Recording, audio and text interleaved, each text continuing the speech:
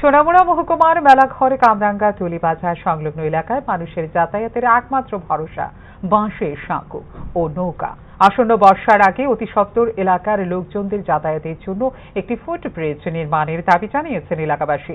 তৎকালীন বামফ্রন্ট সরকারের আমলে মেলাঘর কামরাঙ্গা টুলিবাজার সংলগ্ন গোমতী নদীর ওপর যে ঝুলন্ত সেতু তৈরি করা হয়েছিল সেটি গত বছরের প্রবল বন্যার স্রোতে ভেঙে নদীর জলে ভেসে যায়।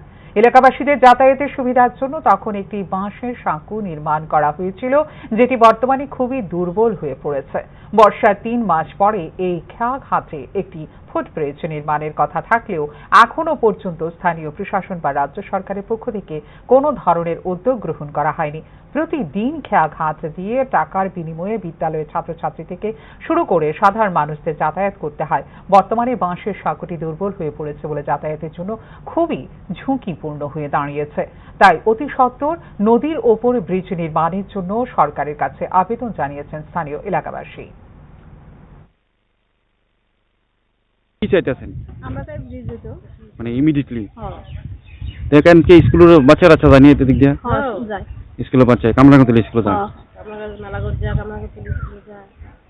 ঠিক আছে, আপনাদের নাম? আমার নাম অঞ্জনা মোদাস। আপনারা কি এখানকার স্থানীয়? হ্যাঁ এইভাবে ফারণ যে আপনারা টাকা নেননি আপনারা থেকে? হ্যাঁ 10 টাকা করে আপডাউন 10 টাকা করে নেন? মাসে তো আমরা 150 টাকা দিই। ও মাসে দেন আবার আপডাউন 10 টাকা? যারা কন্ট্রাক্ট করে তারা মানে 150 টাকা, আর যারা কন্ট্রাক্ট না করে তারা আপডাউন 10 টাকা।